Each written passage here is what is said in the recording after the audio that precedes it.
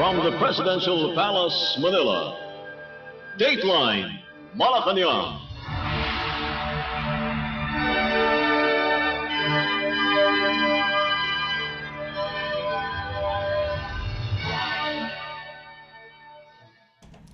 Good day, this is Dateline Malacañang, and here are the news. On the top story, Philippine President Ferdinand R. Marcos Jr. emphasized the importance of additional equipment for the maintenance of 257 national irrigation systems and 10,144 communal irrigation systems nationwide. This as the President witnessed on Wednesday the turnover ceremony of the 141 quality excavators procured by National Irrigation Administration or NIA. In his speech, President Marcos emphasized the importance of additional equipments for the maintenance of 257 national irrigation systems and 10,144 communal irrigation systems nationwide. The chief executive also called on NIA to construct a water distribution facility and prepare for the impact of the El Niño phenomenon on the agricultural sector. Let us listen to the speech of Philippine President Ferdinand R. Marcos Jr. I am very happy to be able to be here with you as we distribute and turn over the 141 excavators procured by the NIA to be distributed in Luzon, Visayas, and Mindanao. It reflects our continuing commitment to develop and utilize our land to the fullest, a commitment that we embrace and that we take very seriously.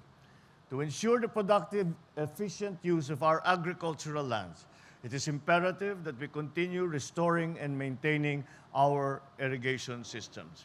Alam naman po natin na pag ang pinag-uusapan ay ang pagsasaka, ay ang pinakamahalaga ay ang patubig. Susunod na dyan ang mga ayuda, susunod na yung mga processing. Ngunit kung walang produksyon, lahat yan ay hindi natin magagamit. Lahat ng mga nating hinahanda para dalhin ang produkto sa merkado. Kaya ito na muna, inuuna natin ang production at alam natin ang pinakamahalagang bahagi na para pagandahin ang ating ani ay ang mas magandang patubig. Galing lang kami sa Lubao, sa Nueva Ecija, kung saan kami nag-inaugurate naman ng isang dam. At ganun din, para talagang maganda ang magiging ani ng ating mga farmer. Ngayon, dito naman, ito ay para sa ating mga Irrigators Association upang sila ay kaya nilang ayusin, hihiramin ng mga cooperative sa ating mga regional offices ito. At itong mga makinaryang ito ay gagamitin para pag-maintain doon sa ating mga facilities, doon sa ating mga irrigation facilities, paglinis ng siltation, at kung minsan gagawa sila ng bagong irrigation na kanal, at ulit para mas maganda ang magiging patubig. At marami kaming napuntahan na sa palagay namin, kahit na 2 plantings lang yung iba, kung talagang pagandahin natin ang patubig, baka makapag 3 plantings. Kaya yun, immediately 30% increase yan ng production. Kaya ito talaga ang inuuna namin. Napakaganda nga na simula natin. Simula pa lang po ito. At dadagdagan po natin ito upang may kakayahan ang ating mga Irrigators Associations, ang ating mga sanghera, lahat ng mga irrigation cooperative na namamahala sa patubig ng ating mga sinasakahan. Kaya it is a very important day. It's a very important beginning. But let us remember that it is just the beginning. So I recognize, as I said, our partners from BBLM, Unistar Inc., and Zoom Lion for delivering this modern and quality machinery in a timely fashion. These excavators will be instrumental in maintaining the 257 national irrigation systems and 10,144 communal irrigation systems nationwide. As we receive these units today, I enjoin everyone at NIA to continue your collaboration with all the agencies of government. I call on you to work closely with the DBM to secure the funding for the acquisition of the needed additional machinery to further improve the country's irrigation system. Moving forward, I urge the National Irrigation Authority to maximize the full potentials of this equipment to assist our farmers so that their yields and their incomes will increase and sufficient and affordable food will continue to be readily available for our people.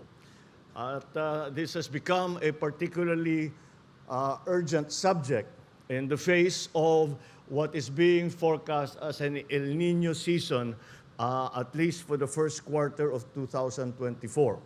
Kaya't lahat po ng aming kayang gawin bago pa maubos ang ating mga water supply ay ginagawa na namin upang pagka tumagal pa ang El Nino ay meron tayo, nakahanda naman tayo na kahit papano meron tayong patubig, meron tayong tubig para sa mga malalaking lungsod, meron tayong patubig para sa industriya at lalong-lalo na ang pinakamalaga sa lahat niyan ay ang patubig para sa agrikultura. And so I call on the Department of Agriculture, the NIA, to assess the farmers' needs, to accelerate the construction of irrigation facilities from existing water sources. We must be prepared to address the effects of El Nino. We have instructed, we have included in this effort the Department of National Defense, the DNR, and the Department of Agriculture para pag-aralan lahat ng ating kayang gawin upang mapaghandaan ang mga magiging hamon pagdating nga ng tagtuyot. So we have to think even in terms of cloud seeding, rainmaking, to ensure continuous supply of water to our farmlands. So that is going to be an important part of this effort because we have the first priority when we hear that there is a drought coming is to ensure our food supply. And to ensure our food supply, our irrigation systems must be functional. Rest assured, we will continue to explore all possibilities for the continuous distribution of water to ensure that our lands remain fertile and productive. Let us continue to unite and work together. Let us develop, modernize, and improve our agriculture sector so we can achieve a food secure and prosperous future for all Filipinos. Philippine President Ferdinand R. Marcos Jr.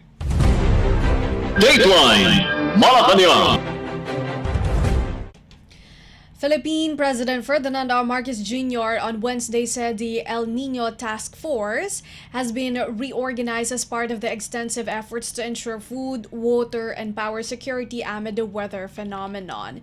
In a media interview on the sidelines of an event in Lupao, Nueva Ecija province, the president said that everyone needs to be involved in order to minimize the effects of the El Nino and learn to adapt to climate change. The El Nino Task Force was reconstituted in May this year in response to President Marcos's call for a whole-of-government and whole-of-nation approach to prepare for the possible impact of El Nino. In a palace briefing on Tuesday, Science and Technology Secretary Renato Solidum said, around 65 provinces are expected to experience drought, while 6 provinces may experience dry spell by end of May because of a strong El Nino. Let us listen to the media interview of Philippine President Ferdinand R. Marcos Jr.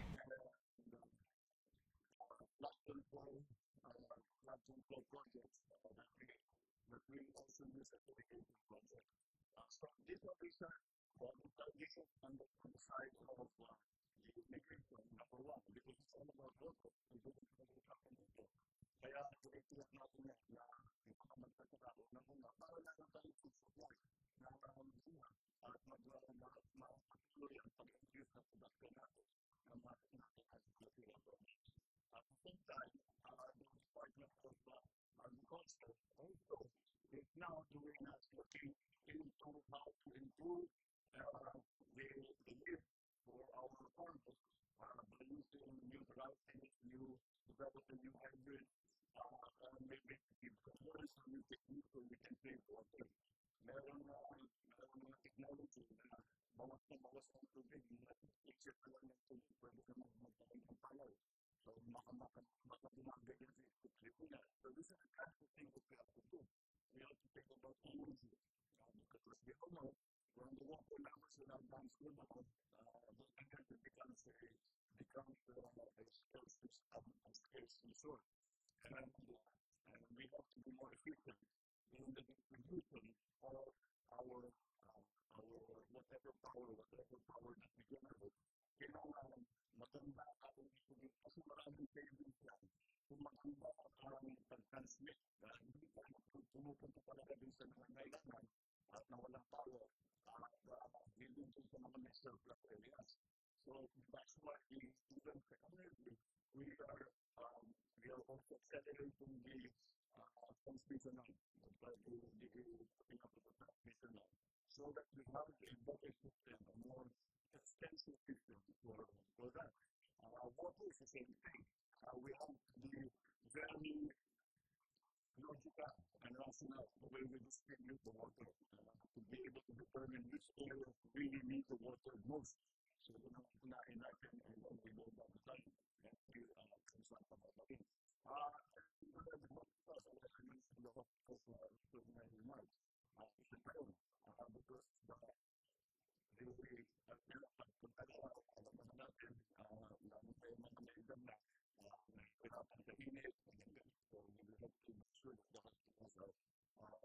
operating well. Meron na nga tayong bumabalik, kailangan ko na kamas, dahil bumabalik yung COVID, pneumonia, lahat ng mga ganyan. So, we have to keep in mind that the healthcare system has to be made ready. It's ready so long as we are able to have sufficient power supply and the sufficient water supply. So, which is exactly the problem that we are facing in the So, that is one of the people that we will talk and back upon an informational campaign to make people understand what the situation is, what they can do to themselves in each household, in the farm, in the industry, what they can do to help us save water. Mag-ingat po sa ating tubig na meron tayo. And to try yung mga water na pag-ituloy natin para hindi naman masayang lang. Dapat pag nakikita natin na umuulan at nakita natin pumapasok din yung tubig sa dagat. Huwag natin pababayaan ganun. We have to always take as much as we can. So we have created actually under the president a task force of Union. There already exists one, pero develop natin ang structure so that because I think the more serious and a more extensive effort because we really have to put everybody involved to be able to protect, to make sure that we minimize and alleviate and adapt to climate change. Philippine President Ferdinand R. Marcos Jr. Dateline Malacañang. The Philippines has joined the calls for an immediate humanitarian ceasefire in Gaza as the war between Israel and Hamas enters its second month. Following grave concern over the catastrophic humanitarian situation in the besieged enclave, the United Nations General Assembly, or UNGA, adopted on Tuesday afternoon, New York time, a resolution demanding a ceasefire while calling for the unconditional release of all hostages in the Strip. A total of 153 member states, including the Philippines, voted in favor. 10 voted against, while 23 abstained. Philippine Permanent Representative to the UN Antonio Lagdameo said the country continues to condemn the October 7 terrorist attacks of Hamas and at the same time emphasizes the need to adhere to international humanitarian law, especially the principles of proportionality, and distinction in response to security threats. Lagdameo said the Philippines believes a humanitarian ceasefire is crucial to halt the loss of life and suffering and is a necessary step to facilitate the delivery of urgent humanitarian aid to all civilians. Meanwhile, Lagdameo reiterated Manila's commitment to a two-state solution that respects the rights and needs of both Palestinian and Israeli civilians. The Philippines previously abstained from voting on a UNGA resolution calling for a humanitarian truce due to the lack of mention of the Hamas attack. In explaining the change in its vote, Foreign Affairs Secretary Enrique Manalo on Wednesday said it was because the focus was humanitarian. The UN said resolutions passed by the General Assembly, though not legally binding on nations, carry immense moral weight, representing the collective resolve of the UN membership on a matter of grave importance. In his opening statement, UNGA President Dennis Francis underscored that even war has rules, and the combatants must not deviate from core principles and values. He said there was now an onslaught on civilians, the breakdown of humanitarian systems, and profound disrespect for international law and international humanitarian law being shown by combatants. Dateline Malacañang. 48% of adult Filipinos are optimistic that their lives will get better over the next 12 months. According to a recent Social Weather Stations or SWS survey, which was conducted from the 28th of September to the 1st of October, the poll also found that 4% of the respondents believe that their quality of life will stay the same, while only 6% said it will worsen. The remaining 7% did not give an answer. The net personal optimism score was plus 42, which was classified as excellent by SWS. The pollster attributed the 1-point rise in the latest net personal optimism score from June 2023's plus 41 to the increases in Balance Luzon and Mindanao, along with decrease in Metro Manila and the Visayas. The SWS said the latest net optimism score was 6 points below the excellent plus 44 recorded in December 2022, noting that the 6-point drop was due to decreases in all areas. Compared to June 2023, optimism was up by 6 points from plus 44 to plus 50 in Balance Luzon, and up by 7 points from plus 36 to plus 43 in Mindanao. Meanwhile, optimism fell by 11 points from plus 41 to plus 30 in Metro Manila, and down by 9 points from plus 39 to plus 30. The survey showed that net personal optimism stayed excellent among those who either graduated from college or took postgraduate studies, although down by 4 points from plus 50 to plus 46. It also stayed excellent among those who either finished junior high school, had some vocational schooling, had some senior high school, finished senior high school, completed vocational school, or attended some college, hardly moving from plus 47 to plus 46. The September 2023 survey also found that net personal optimism was higher among households who rated themselves as not poor at plus 46. Plus 43 among those who consider themselves as borderline families, and plus 39 among those who consider themselves poor. The survey was done using face-to-face interviews of 1,200 adults nationwide. It had sampling error margins of plus minus 2.8% for national percentages, plus minus 5.7% each for Metro Manila, Balance Luzon, the Visayas, and Mindanao. Dateline Malacañang. News from the Office of the Vice President, Philippine Vice President and Education Secretary Sara Duterte emphasized to Southeast Asian Ministers of Education Organization or SEAMEO member countries the importance of equitable access to technology and education. In a video message, Vice President Duterte said benefits of technology should reach everyone, especially the marginalized and vulnerable.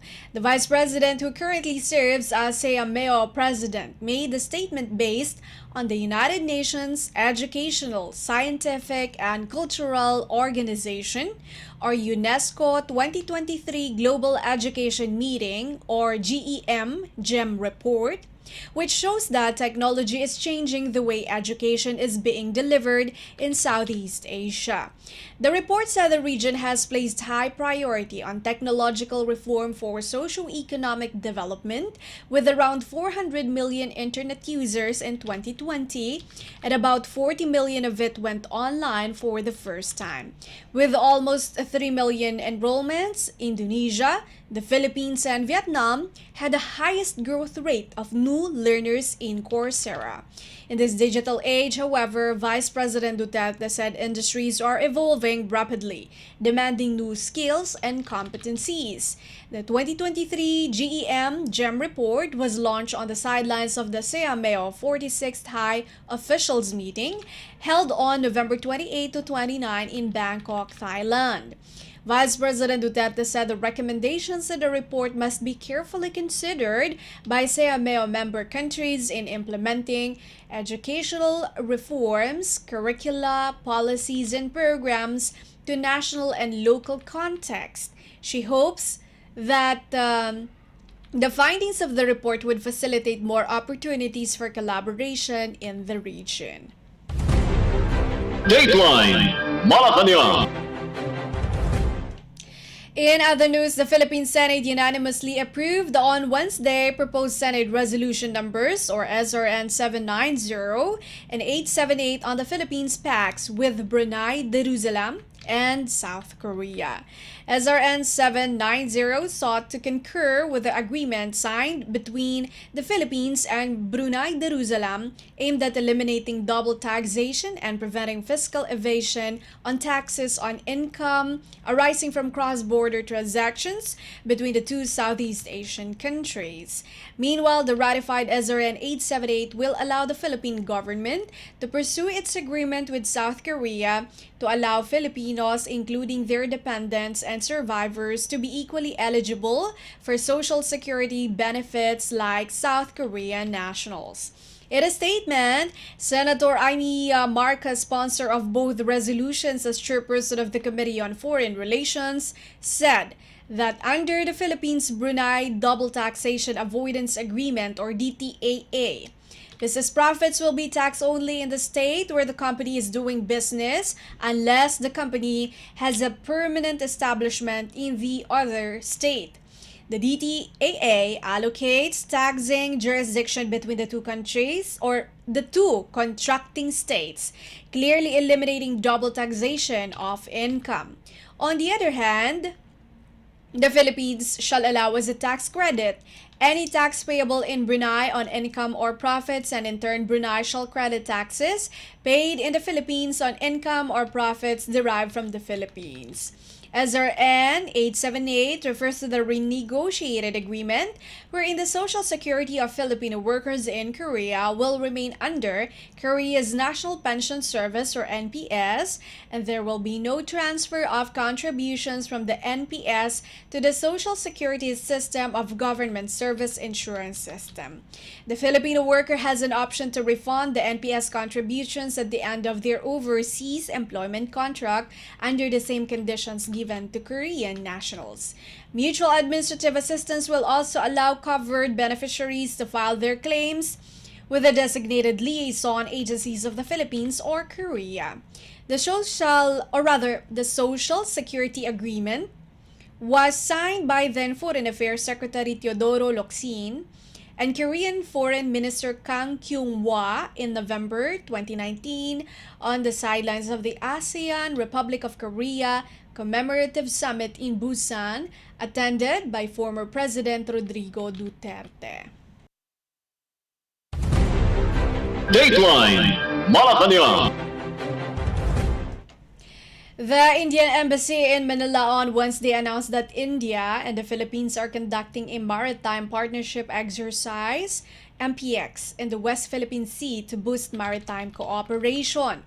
The Indian Navy conducted the MPX with friendly foreign Navy units to enhance interoperability and share best practices. The embassy said India's visiting warship, the INS Kadmat, would hold the MPX with BRP Ramon Alcaraz on December 13, which it hoped would also promote common approaches for a rules-based order in the area.